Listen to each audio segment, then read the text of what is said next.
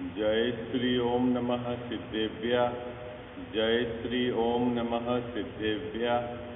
जय श्री ओम नमः सिद्धेभ्य। नमो अरिहंताणं नमो सिद्धाणं नमो आयरीयाणं नमो उवज्झायाणं नमो लोये सव्वसाहूणम्। ओंकार बिंदु संयुक्तं नित्यं ध्यायन्ति योगिनः कामदं मोक्षदं चैव। ओंकाराय नमो नमः।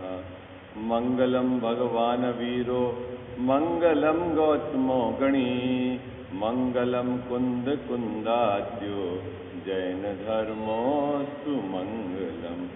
सर्वमंगल मांगल्यम सर्वकल्याणकारकं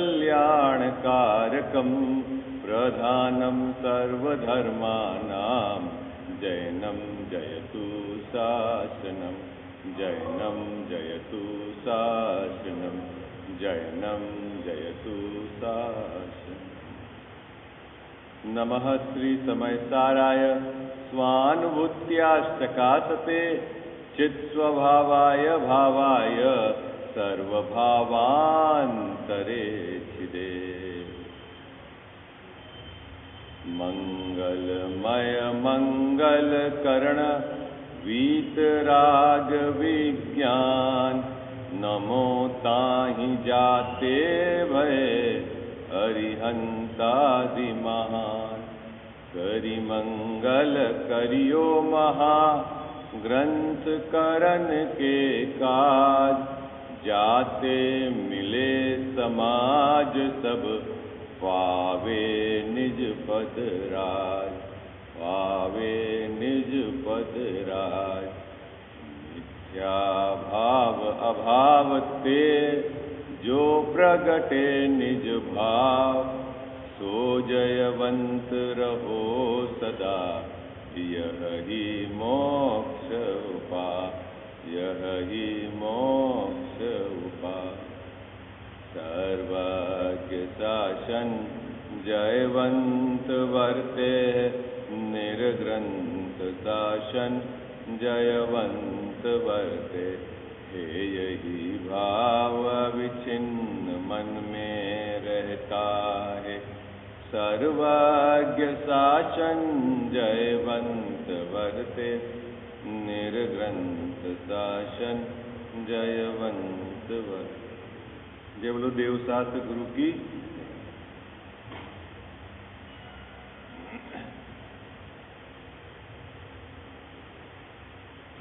संसार अवस्था का स्वरूप दूसरे अधिकार में यहाँ मोक्षमार्ग प्रकाशक ग्रंथ में अपने नियमित स्वाध्याय के क्रम में ये प्रकरण चल रहा है। 8 कर्म के उदयजन्य इस जीव की क्या अवस्था होती है,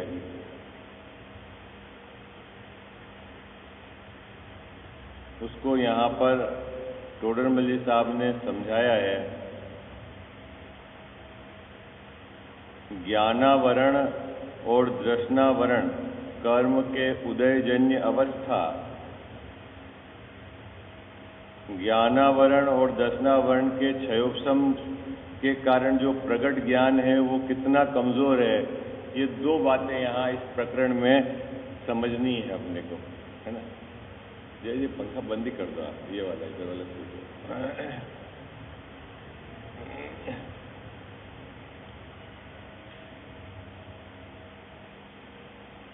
ठीक। हाँ बस इस प्रकरण में हमें 2 बातें समझनी है। पहले तो ज्ञानावरण और दर्शनावरण कर्म के उदय से क्या नुकसान हुआ, तो जो नुकसान समझने के लिए मेरे पास शक्ति कितनी थी इस बात को जानना जरूरी है।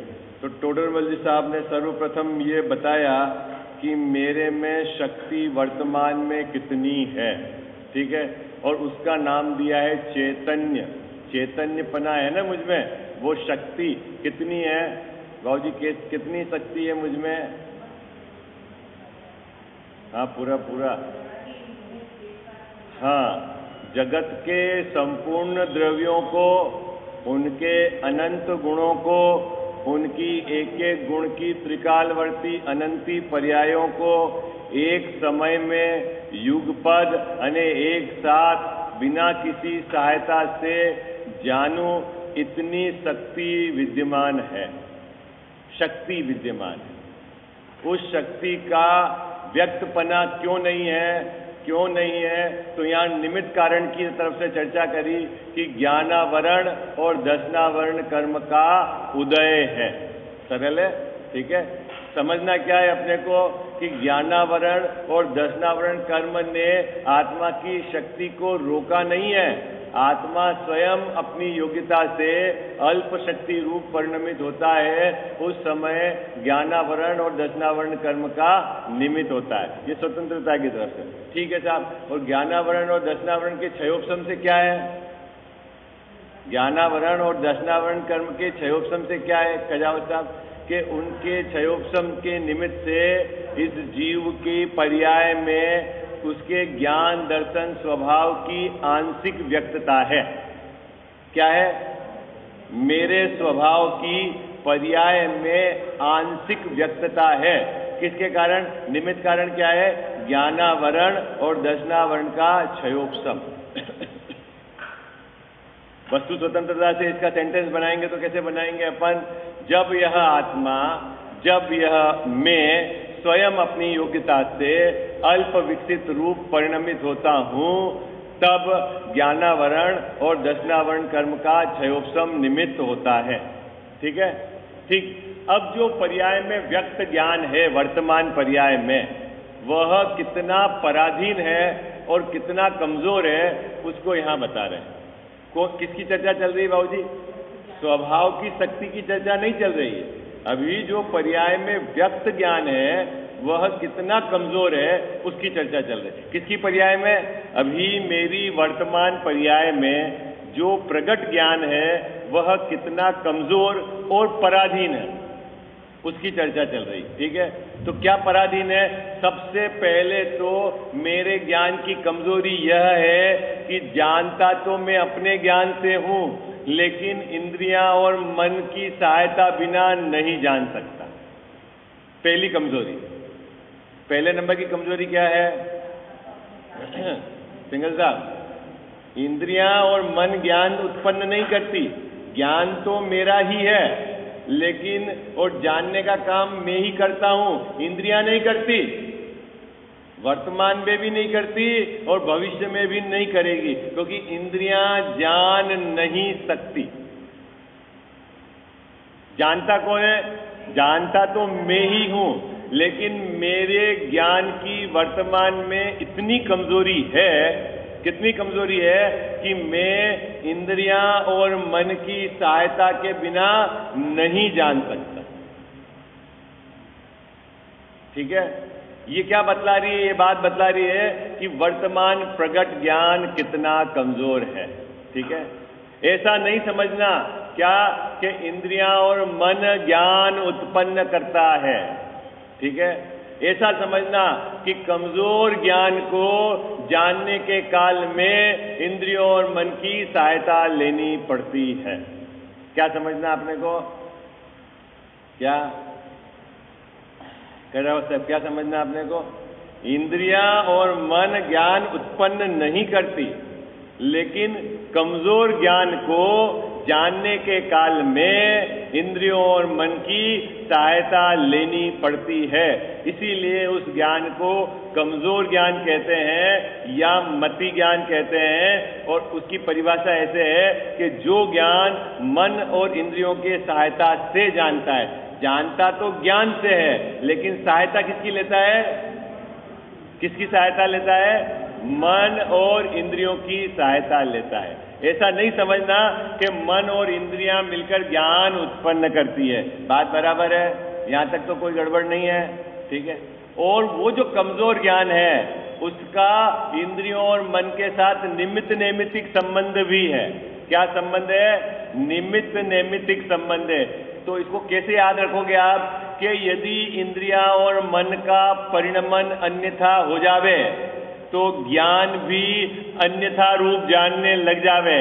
जानता तो ज्ञान ही है, अपनी योग्यता से ही जानता है, लेकिन इंद्रियों के परिणमन का काल और इसके अन्यथा रूप परिणमन का काल एक होने के कारण ऐसा लगता है कि इंद्रियों से ही जाना जाता है, लेकिन ऐसा है नहीं। बराबर? पक्का? दूसरे नंबर की बात क्या हुई बाबूजी? दूसरे नंबर की बात क्या हुई कि यह जो मति ज्ञान कमजोर ज्ञान है, एक तो सहायता लेनी पड़ती है, दूसरा इसको निमित्त नैमित्तिक संबंध है। किसके साथ? इंद्रियां और मन के साथ और ज्ञान के साथ। कौन सा ज्ञान? जो अपना प्रकट ज्ञान है, उसमें निमित्त नैमित्तिक संबंध है। निमित्त नैमित्तिक संबंध समझ गया ना? इंद्रियों का परिणमन अन्यथा हो तो ये जानना भी अन्यथा होता है। ये बात मुझे आपके चेहरे से समझ में नहीं आ रही, ऐसा लग रहा है। आप कठिन तो नहीं है?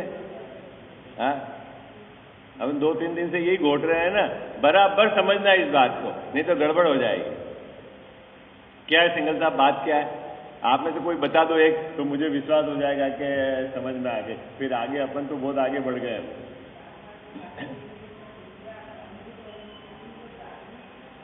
हाँ, लेकिन वो अन्य रूप परिणमन इंद्रियों के कारण नहीं हुआ, वो अपनी योग्यता से हुआ। बराबर?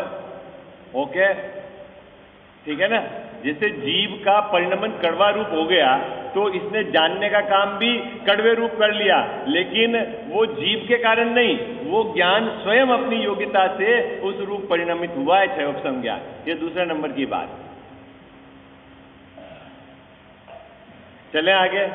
तीसरे नंबर की बात क्या है कि वो जो मति ज्ञान इंद्रियों और मन की सहायता से जानता है, इंद्रियों और मन के साथ उसका निमित्त नैमित्तिक संबंध है, और उसका संबंध बाहर के परदैवों के साथ भी निमित्त नैमित्तिक संबंध है।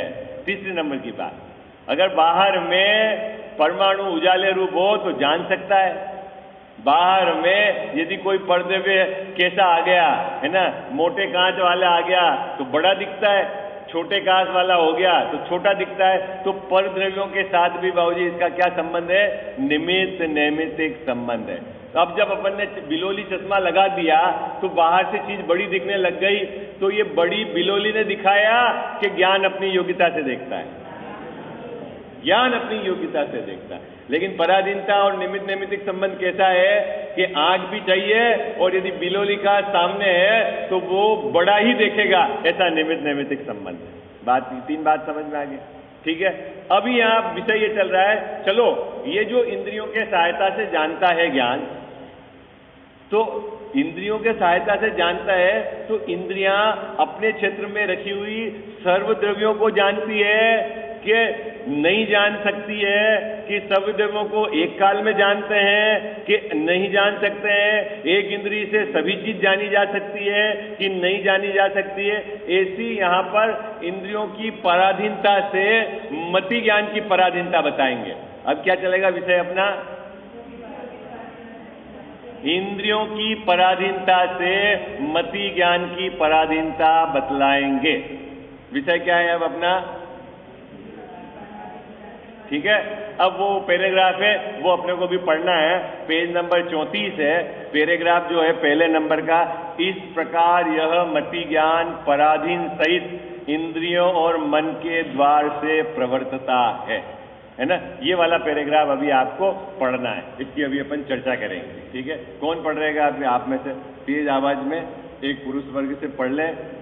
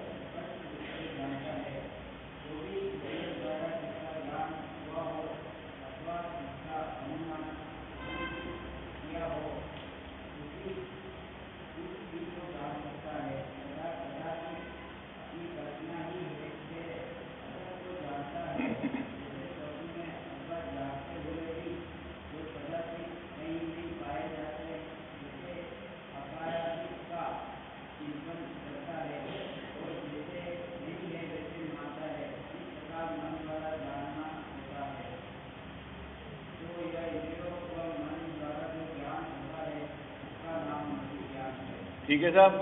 बाबू जी अभी क्या चलेगा इस पैराग्राफ पे, विषय क्या है? पहले ये बता के आए हैं टोडरमल जी साहब कि जो हमारा वर्तमान छायोपशमिक ज्ञान है वह अत्यंत कमज़ोर है, उसको इंद्रियों और मन की सहायता लेनी पड़ती जानने के लिए। ये बात पहले हो गई। लेकिन इंद्रियों की सहायता लेने पर भी इंद्रियों की कितनी पराधीनता है। जब इंद्री ही बाहरी चीज को जानने में इतना पराधीन है तो फिर इंद्रियों के सहायता से जो मति ज्ञान जानता है वो कितना पराधीन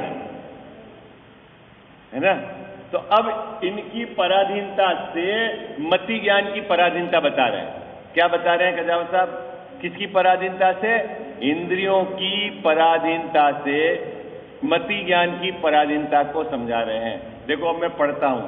उन इंद्रियों द्वारा, किन इंद्रियों द्वारा? जिन इंद्रियों की सहायता से मति ज्ञान जानने रूप प्रवृत्ता है, उन इंद्रियों द्वारा। मिल गया बाबू जी, पंक्ति मिल गई। किन इंद्रियों द्वारा? हाँ, जिन इंद्रियों के द्वारा मति ज्ञान प्रवर्तता है जानने रूप। इंद्रियां जानने रूप नहीं प्रवृत्ति है। प्रवर्ता कौन है जानने रूप? मति ज्ञान, जिसमें से आत्मा निकल जाती है, फिर उसके शरीर में ठंडा गर्म का वेदन नहीं होता बाबू जी। क्यों? शरीर तो है ना, आंख तो है ना, भले ही जो आंख हो, क्योंकि जानने वाला अंदर से चला गया। तो जो जानने रूप परिणमन करने वाला था वो तो चला गया। अब आंख है तो उसके क्या है? वो तो जड़ है। लेकिन अंदर आत्मा रहे और आंख बंद हो तो भी नहीं जान सकता। क्यों? कि इसकी कमजोरी है। आई बात समझ में? तो जानता कौन था? जानता तो अंदर आत्मा ही था। आत्मा का प्रगट ज्ञान, वर्तमान प्रगट ज्ञान ही जानने का काम करता है और अपनी योग्यता से करता है। लेकिन कमजोरी उसकी यह है कि इंद्रियों की सहायता लेनी पड़ती है, और जिन इंद्रियों की सहायता लेता है वो इंद्रियां भी बड़ी कमजोर है। वो कैसे बता रहे हैं अब टोडरमल साहब? ये बता रहे हैं कि जो इंद्रियां हैं, जैसे अपन एक इंद्रिय की बात करें, आंख की बात करें, ठीक है, तो आंख से कितना जान सकता है? प्रश्न ये है ना। अभी आंख से कितना जान सकता है, या स्पर्शन इंद्रिय से कितना जान सकता है, रसना इंद्रिय से कितना जान सकता है? तो टोडरमल साहब कह रहे हैं कि जिस इंद्रिय का जितना क्षेत्र है उससे अधिक क्षेत्र का ये नहीं जान सकता। आई बात समझ? मैं कितना देख पाऊंगा आंख से कि ये जो लिमिट है उसके बाहर नहीं दिखेगा। अच्छा साहब कोई बात नहीं, इतने लिमिट में तो सब जान लोगे। बोले नहीं, इस क्षेत्र में भी सब नहीं जान सकता। तो फिर क्या कि जो स्थूल पुद्गल इसके पकड़ में आएगा वो ही जानने में आएगा, और जो सूक्ष्म पुद्गल इसके पकड़ में नहीं आएगा वो नहीं जानने में आएगा। इसी क्षेत्र की बात चल रही है। नहीं, अभी इसमें देखो ना कि स्थूल रूप से जो इतने पुद्गल के ढेले हैं वो तो जान पा रहे हैं, लेकिन सूक्ष्म परमाणु अपने को क्या पता है? कुछ नहीं दिखता।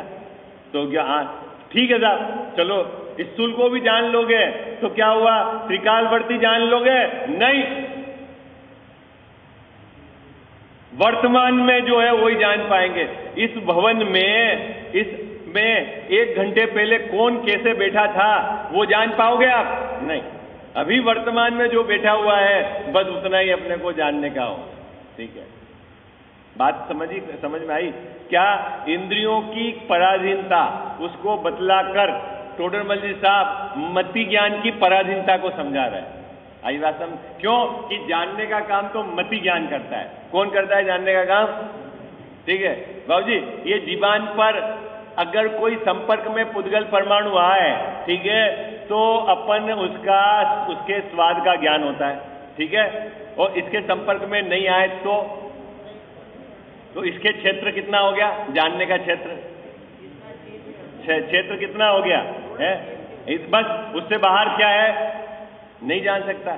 स्पर्शन इंद्रिय का क्षेत्र कितना हो गया कि भाई इसके संपर्क में जो आएगा उसके ठंडा, अच्छा तो इसके संपर्क में जो भी आ रहा सबका पता चल रहा है ठंडा गर्म का? नहीं, स्थूल पुद्गल परमाणु का। सूक्ष्म परमाणु तो क्या पता चल रहा है? कुछ नहीं पता चल रहा है।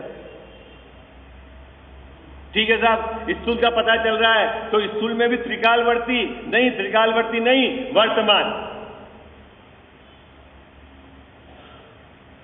भूत में कौन से परमाणु क्या वो नहीं पता चलता वर्तमान। ऐसा वर्तमान ज्ञान की कमजोरी है, ये बतला रहे हैं। चले अब इतनी बात पकड़ में आ गई तो अब आपको विषय समझ में आएगा। देखो क्या कहते हैं, उन इंद्रियों द्वारा, किन इंद्रियों के द्वारा, जिस इंद्रियों की सहायता से मति ज्ञान प्रवर्तता है, वह इंद्रियां कितनी कमजोर है ये बता रहे हैं कि उन इंद्रियों के द्वारा जितने क्षेत्र का विषय हो, मतलब इंद्रियों की जितनी कैपेसिटी हो, उससे बाहर नहीं जान सकती। चलो कोई बात नहीं, लेकिन उसके जितने क्षेत्र में जितने भी विषय हैं सबको जान लेगी कि नहीं, उसमें भी वर्तमान वाले को जानेगी, भूत वाले को नहीं जानेगी, भविष्य में नहीं जानेगी। बाबू जी केवल ज्ञान से कंपैरिजन करो आप अपना मति ज्ञान। अभी अपन को यहाँ जितने लोग बैठे हुए हैं वर्तमान में, उतने का अपने को ज्ञान हो रहा है। इससे पहले यहाँ कौन आके गया आपको ज्ञान है, इसके बाद में कौन आएगा ज्ञान है। और यहाँ जितने में बैठे हैं उसमें भी स्थूल जो है परमाणु उनका पता है और सूक्ष्म का तो पता ही नहीं है। ये कमजोर ज्ञान है। और केवली भगवान को है? जितने भी परमाणु हैं यहाँ पर सबका ज्ञान है, और सबका ज्ञान नहीं, उनके अनंत गुणों का, उनकी अनंती पर्यायों का, और इस क्षेत्र में अनंत काल पहले क्या हुआ और अनंत काल बाद क्या होगा, सबका ज्ञान है उनको, है ना कदा उसका। वो कहां से आई ताकत, वो कहां से आई कि वह शक्ति जो मेरे में वर्तमान में शक्ति रूप विद्यमान है, उनके शक्ति भी है और व्यक्ति भी है। कहां से आई ताकत है? ये मेरा स्वभाव है, मैं निरपेक्ष रहकर सबको जानूं, ऐसा मेरा स्वभाव है, किसी की कृपा से नहीं है ये बात। लेकिन मेरे इस स्वभाव की वर्तमान पर्याय में व्यक्तता नहीं है, अल्प व्यक्तता है, वो कमजोर दशा है। उस कमजोर दशा का यहां वर्णन कर रहे हैं कि कितना कमजोर हमारी दशा है। अब बाबूजी प्रश्न है, ऐसी कमजोर दशा क्यों हो गई? क्योंकि हालांकि टोडरमल्ली साहब को तो पराधीनता बतानी है संसार की, लेकिन अपने को प्रश्न तो खड़ा हो गया ना, ये दशा क्यों हो गई कमजोर हमारी है? कि मैंने अनादि से निमित्तों के सहारे ही सहारे चला, मैं अपने स्वभाव का आश्रय नहीं लिया, इसलिए ये दशा कमजोर हुई। कजाव साहब किसकी गलती है इसमें? बोलो ना, क्या करूं, ज्ञानावरण और दर्शनावरण कर्म का उदय है, इसलिए नहीं जान सकता। जिस समय इनका क्षय हो जाएगा, अभाव हो जाएगा, तो मैं सबको जान लूंगा। ऐसा है? ऐसा परिभाषा कहाँ गलत है? यही तो है परिभाषा। कजाव साहब परिभाषा तो यही है ना, ऐसा ही पढ़ाते हैं। तो फिर कर्म करेगा सब काम, कौन करेगा काम बाबूजी? कर्म ही करेगा। आपको क्या करना है फिर? भाई अभी ज्ञानावरण और दर्शनावरण का उदय है, जब इनका क्षय हो जाएगा तो मेरे केवल ज्ञान प्रकट हो जाएगा। तो अब मेरा ज्ञान भी कर्म ने रोका है और मेरे ज्ञान का उगाड़ भी कर्म करेंगे, मुझे क्या करना है? ऐसा है? अरे बोलो ना। ये जैन दर्शन के रहस्य को खोजकर, आचार्यों के हृदय को खोलकर इस पंचम काल में कोई अद्भुत काम किया है तो गुरुदेव जी ने किया। आपको पता है? आपको पता नहीं है। जब आप गहराई से अभ्यास करोगे तो आपको लगेगा कि ये हमारी बस की बात नहीं थी कि उन्होंने मक्खन निकाल दिया। बाबूजी पढ़ते तो सभी थे, लेकिन भाव भाषण नहीं होता था कि कैसे मोक्ष मार्ग आएगा हमारी परिणति में। आज भी अधिकतर संप्रदाय जो अपना दिगंबर संप्रदाय है, उनको वो एंगल ही पता नहीं पुरुषार्थ का। पुरुषार्थ का एंगल ही पता नहीं। पुरुषार्थ कहते किसको है बाबूजी? किसको कहते हैं पुरुषार्थ? क्या छोड़ दिया, क्या खा लिया, कैसे खा लिया, क्या इसको पुरुषार्थ कहते हैं। उनको खबर ही नहीं है कि पुरुषार्थ असली क्या है। हाँ, कि किसका आश्रय ले कि जिसके कारण हमारी परिणति में वो शक्ति जो है वो व्यक्त हो जाए। किसका आश्रय लेके जाए उसका? कि जब जब तुम निमित्तों के सहारे चलोगे तो ये स्थिति है, और जब स्वभाव के सहारे, स्वभाव के आश्रय से, तो ये उगाड़ होता जाएगा।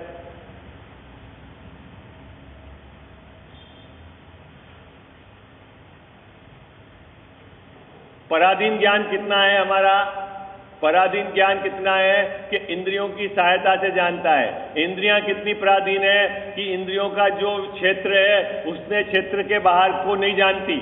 चलो ठीक है, उस क्षेत्र में भी जितने हैं सबको जानती है। नहीं नहीं, स्थूल पुद्गल परमाणु को ही जानती है, सूक्ष्म को नहीं जानती। अच्छा चलो कोई बात नहीं, स्थूल को भी त्रिकालवर्ती जानती है। नहीं नहीं नहीं, वो वर्तमान वाले को ही जानती है, भूत भविष्य को नहीं जानती। इतनी कमजोर इसकी स्थिति है।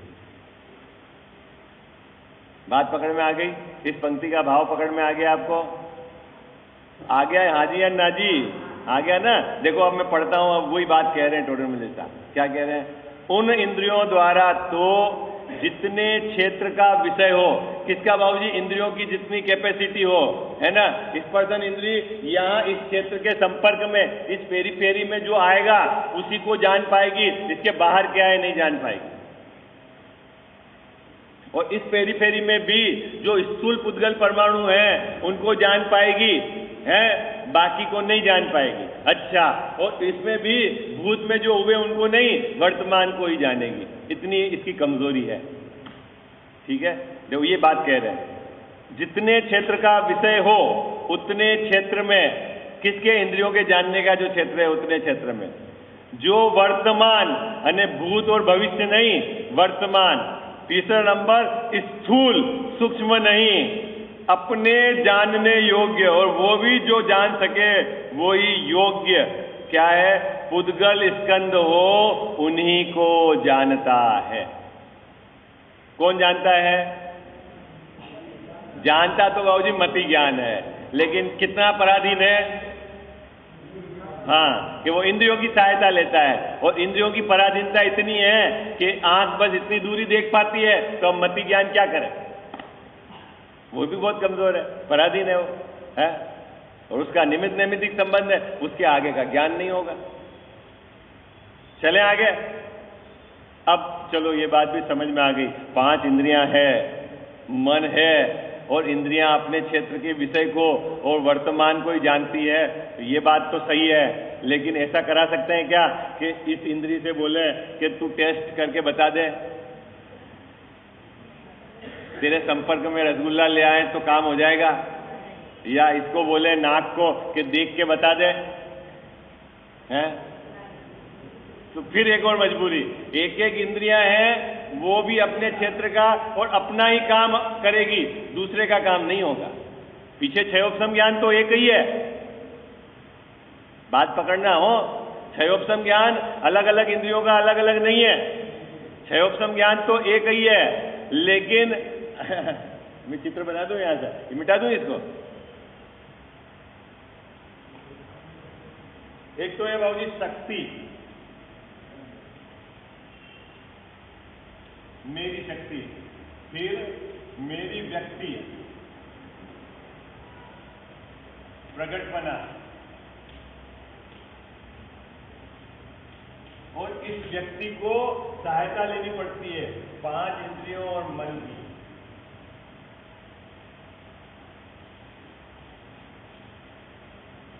और ये इसकी सहायता से आगे जाता है, तो इसकी भी एक कैपेसिटी है कि ये बस इतने क्षेत्र के ही द्रव्यों को जानती है, उसके अलावा नहीं जान सकती। तो जानने का काम तो यहां हो रहा है, जानने का काम तो यहां हो रहा है, लेकिन इसके जानने का काम इसके निमित्त नैमित्तिक संबंध से हो रहा है। तो इसकी जो लिमिटेशन है, इसके अकॉर्डिंग ज्ञान अपना उस रूप परिणमित हो जाता है। कौन सा? क्षयोपशमिक ज्ञान। लेकिन मजेदार बात तो यह है कि ये जैसे ये आंख है और ये है रत्ना, यानी जीव है, ठीक है ना, जानता तो पीछे क्षयोपशम ज्ञान है। आंख के माध्यम से आंख के जितने क्षेत्र है विषय, जो स्थूल वर्तमान, उसको जानेगा। और यही क्षयोक्षम ज्ञान रसना इंद्री के सहायता से प्रवर्तेगा तो यहाँ खट्टा मीठा चरपरा कड़वा कसायला उसका इसको ज्ञान होएगा। लेकिन क्या है, ये ज्ञान यहाँ से आवे और बोले कि खट्टा मीठा चरपरा इसको जाने ना, ऐसा नहीं होगा। आई बात समझ में? बाबू जी बात पकड़ में आ रही है? बात है यही जानेगा, इसी का जानने रूप परिणमन होगा। लेकिन इसके निमित्त से यही अन्य कितनी पराधीनता है इसकी। ऐसा नहीं है कि ये इससे ये काम करा ले। देखो आपके फैक्ट्री में 4 आदमी हैं, एक तो है फिटर, एक वेल्डर, एक है हेल्पर, ठीक है, और एक है स्वीपर, ठीक है। तनख्वाह तो चारों को देते हो ना आप? बोलो ना, चारों को तनख्वाह देते हो कि नहीं बाबू जी? तनख्वाह, ठीक है। अब सेठ जी चाहे क्या कि आज अपना स्वीपर नहीं आया है तो फिटर को बोले कि तू झाड़ू निकाल दे, है? क्यों भाई? तनख्वाह तो मिल रही है, तेरी तनख्वाह कम नहीं कर रहे हैं, लेकिन क्या होगा बाबू जी? फिटर निकालेगा कि नहीं निकालेगा? आपका सुपरवाइजर निकालेगा कि नहीं झाड़ू?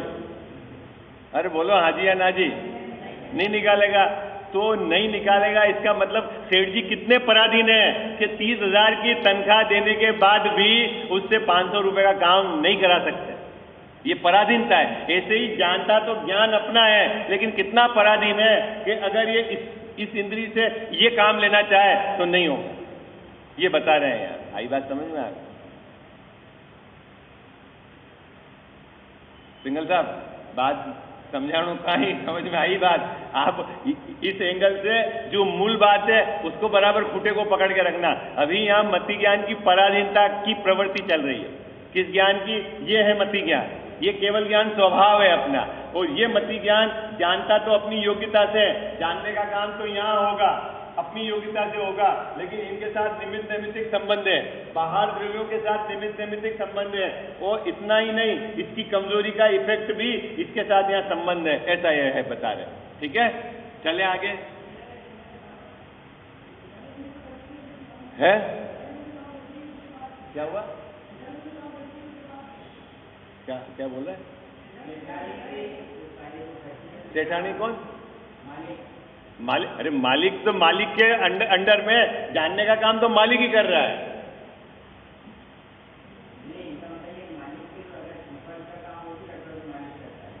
मालिक करता है। अरे उदाहरण है वो, एक देश समझना है अपने को, उसमें ज्यादा नहीं दिमाग खपाना अपने को। असल जो विषय है यहाँ, उदाहरण तो सिर्फ मजबूरी में दिया जा रहा है। उदाहरण पे ज्यादा एनालिसिस नहीं करनी, विषय अपना यहाँ समझना है। ठीक है, चले आगे।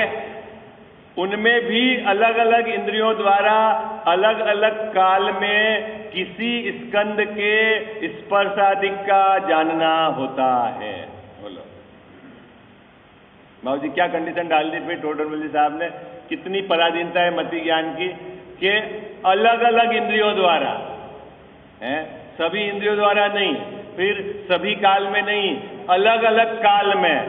ठीक है, किसी स्कंद का, सभी का नहीं, स्पर्शादिक का ज्ञान होता है। अभी ये क्या बात कह रहे हैं कि देखो आप समझो कि ये जो एक अखंड इंद्रिय है, स्पर्शन इंद्रिय। क्या एक अखंड इंद्रिय बाबूजी? स्पर्शन इंद्रिय मतलब अखंड इंद्रिय क्यों कहा? कि देखो ये स्पर्शन तो है ही, लेकिन जहाँ जीभ है ना वहां पर भी स्पर्शन इंद्रिय है ना। यहाँ स्पर्शन का और रसना का दोनों का काम होता है। आई बात समझ में? यहाँ आपको जीभ पे ना, जीभ पर जैसे आपने गरम गरम हलवा रखा तो हलवे का खट्टा मीठा कड़वा कसायला एक तो स्वाद, और एक ठंडा गरम, वो दोनों पता होता है। तो ठंडा गरम का पता तो स्पर्शन इंद्री से होता है, और वो टेस्ट का पता रसना इंद्री से होता है। ठीक है, ये तो बात है ना। ऐसे ही ये यहाँ पर भी स्पर्शन इंद्री है ना, नाक के अंदर है ना, आंख है, आंख के अंदर भी स्पर्शन इंद्रिय है ना।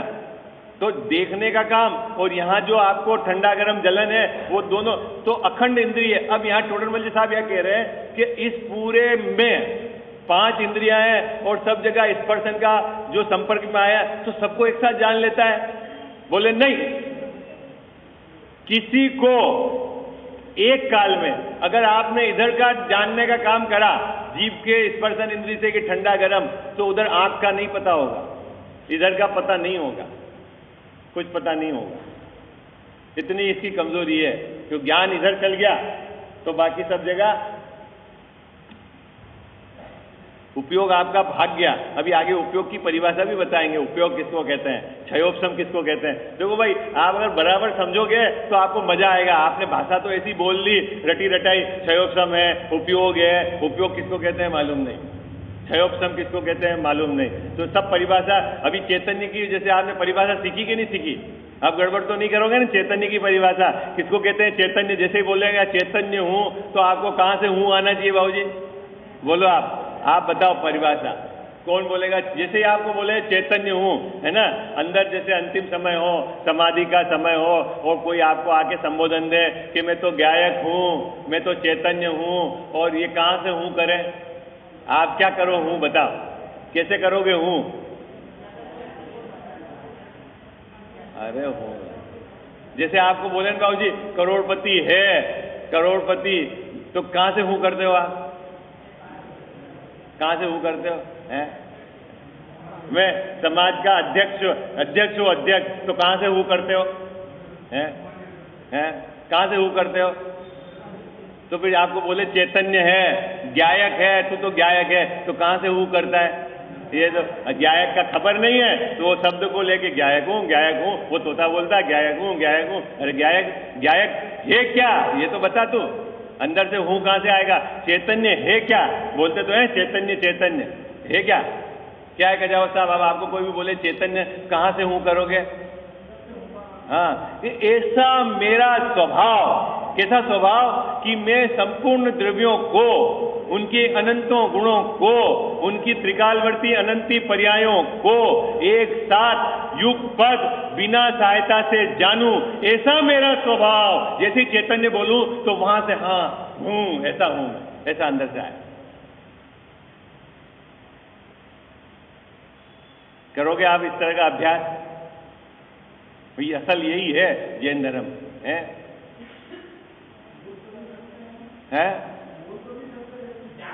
हाँ, बस अपने को वही भाव वासन चाहिए। ये बोलने का काम तो वो ये क्या है, वो है ना, ये पंचम काल में पंडिताई हाथ पड़ी नहीं, आप तो रह गए कोरे। और क्या है वो दुआ, आंटी जी आप सुना दो, मुझे याद नहीं है। हाँ,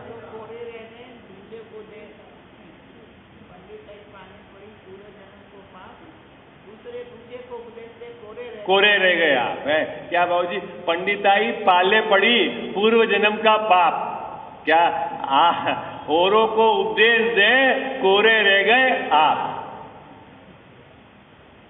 चिंतन है ज्ञानियों का, है। आप बोलते ही रहे, आपको भी खबर नहीं अंदर क्या है, कहां से उठना है, और लोगों को सुनाते रहे, ऐसा हूं। वेद विज्ञान चला नहीं। सब अभी देखो है ना, फटाफट जैसे किसी के कुछ नुकसान हो जाता है, जाके मिलते हैं ना साधारण में, तो बोलते हैं देखो भाई पाप का उदय है, जाने का काल आ गया। अच्छा, तो तू अच्छे से समझता है, नहीं समझता बाबूजी। अभी उसके जीवन में ऐसी यदि विपरीत परिस्थिति बने तो तू इस बात पर कितना चिंतन करके स्थिर रहता है? कि पंडिताई कर रहा है कि भाई जाने का काल आ गया है, उसकी तो इतनी ही योग्यता थी, आप पाप का उदय है, उदय तो अपने से भिन्न है। अच्छा, तो तू उदय से भिन्न अपने को देखा कि नहीं तेने देखा है? देखा कि नहीं देखा उदय से भिन्न है? नन्हे भैया ने उदाहरण दिया था ना, 2 प्रकार की शुद्ध दशा। क्या है शुद्ध दशा, बोलो। वो समाचार का बहुत सुंदर कलश है, चर्चा करेंगे तब आपको आनंद आ जाएगा। अमृतचंद स्वामी ने जान डाल दी उसके अंदर कि तू द्रव्य से भी शुद्ध है और भाव से भी शुद्ध है। कब है बाबूजी? सदा, अभी वर्तमान में। अभी द्रव्य शुद्धि किसको कहते हैं और भाव शुद्धि किसको कहते हैं? आपको उन्होंने उदाहरण दिया था ना, आपने पकड़ी कि नहीं पकड़ी बात? अरे हाजी अन्ना जी, निरंतर आपको ऐसा विचार चलना चाहिए कि मैं द्रव्य से शुद्ध हूं, अन्य मेरा द्रव्य अनंत पर द्रव्यों से बिल्कुल भिन्न निरपेक्ष न्यारा है। अन्य किसी परद्रव्य से मिला ही नहीं है। ये तो हो गई द्रव्य की शुद्धि और भाव की शुद्धि के ये शुभ अशुभ परिणाम मेरी पर्याय में होने पर भी मेरे द्रव्य में उस प्रकार की अशुद्धि ने प्रवेश किया ही नहीं। ये मेरे भाव की शुद्धि। हाँ? अपन को क्या परेशानी है? हो ये पाप हो गया, ये मेरे परिणाम खराब हो गए, हो इसका ये हो गया। ये नहीं चलता 24 घंटे, नहीं चलता। शुभ भाव हो गया, अच्छा हो गया, पुण्य बनेगा। और यहां तो आचार्य देव कह रहे हैं कि तू वो जो है ना भाव शुद्ध है, भाव शुद्ध है कि तेरे में अनादि से जो शुभ अशुभ भाव हुए हैं, इस प्रकार की अशुभ अशुभ भाव की अशुद्धि ने प्रवेश ही नहीं किया है। कठिन हो गया विषय है। अरे ये दृष्टि का विषय है बाबूजी, दृष्टि का विषय बिल्कुल खबर रहना चाहिए अपने को, नहीं तो बहुत गड़बड़ हो जाएगी। जहां पर्याय की सामर्थ्यता को बताए तो भी अपने को दृष्टि का विषय तो बराबर ख्याल रहना चाहिए। कैसा हूं मैं खजावत साहब कि अनादि अनंत हूं। अब आपको अनादि अनंत का ख्याल रहे तो अब आपको कहीं का डर, बोलो क्या घबराहट है? अरे कर्म बंधन के सहित अनादि की अवस्था है और अनादि से मेरे को कर्मों ने छुआ ही नहीं है, ये भी दशा है। वो एंगल अलग है। बंध किसको है? आत्मा को किसने बांध दिया है? अच्छा गाय को बांधते हो तो गाय को कैसे बांधते हो ये बताओ आप बाबूजी। गाय को रस्सी से बांधते हो कि रस्सी को रस्सी से बांधते हो? सही बताओ आप। फिर सोच लेना मैंने कुछ है। गाय को रस्सी से बांधते हो कि रस्सी को रस्सी से बांधते हो? सब आप बता दो, है? बता दो कहाँ बंधी हुई गाय रस्सी से? नहीं बाबूजी, किसको किससे बांधते हो आप? गाय को बांध दिया ना आपने रस्सी से, है? गाय बंधी हुई कही जाती है, लेकिन कहाँ गाय बंधी हुई है? गाय तो न्यारी है, रस्सी रस्सी से बंधी हुई, गांठ तो रस्सी में पड़ी हुई। ऐसे ही कर्म बंध किसको है? कर्म का कर्म के साथ है, आत्मा तो उससे न्यारा है। कहाँ बंध है आत्मा? है? है? क्या?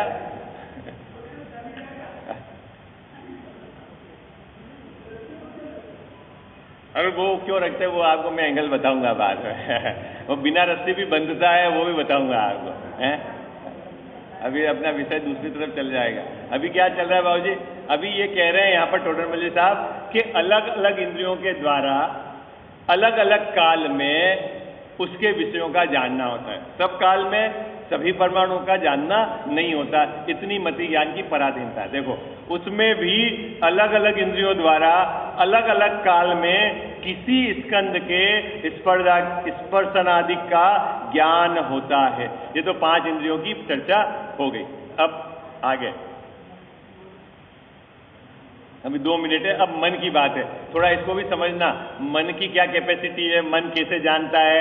ये अपने को बड़ा मन चंचल है, ये जो है यहाँ पर पूरी बात समझाई टोडरमल साहब ने। मन क्या है?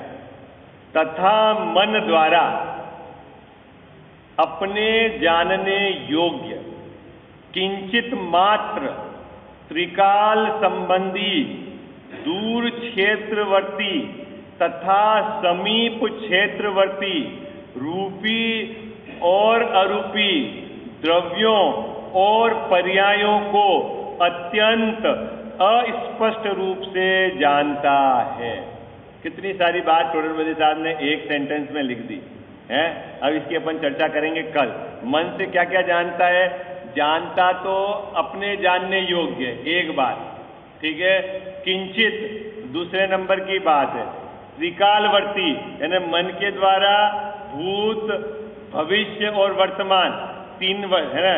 और उधर 5 इंद्रियों में क्या लिया था? वर्तमान शब्द। ऊपर देखना लिया है वर्तमान और मन में लिया है त्रिकाल, ठीक है। और आगे समझना दूर क्षेत्रवर्ती और समीप क्षेत्रवर्ती। और वहां क्या लिया था? जितने क्षेत्र का विषय है उस इंद्री का। और मन का विषय क्या है? बाबूजी मन का विषय क्या है कि आप अपने पिताजी को भी याद कर सकते हो और अभी जो पोता भविष्य में नहीं हुआ उसकी भी, पोते का बच्चा, उसकी भी कल्पना कर सकते हो। नहीं होता है मन में, ये सब मैं आपको बताऊंगा कल, इसकी मन की क्या टेंडेंसी है। ठीक है, अभी समय हो गया इसकी, है ना। अभी ये पंक्ति एक बार आप में से कोई पढ़ लो, फिर अपन कल इसकी चर्चा करेंगे। है मन परिज्ञान का नहीं, मति ज्ञान। मन परिज्ञान में तो ताकत ही नहीं है आत्मा का अनुभव करने की। अवधि ज्ञान और मन परिज्ञान कुछ कामकारी नहीं है, उसकी भी अपन चर्चा जाएंगे। है मन के निमित्त से, ये मति ज्ञान नहीं है। हाँ, पढ़ लो ये पंक्ति आप में से, फिर अपन चर्चा करेंगे।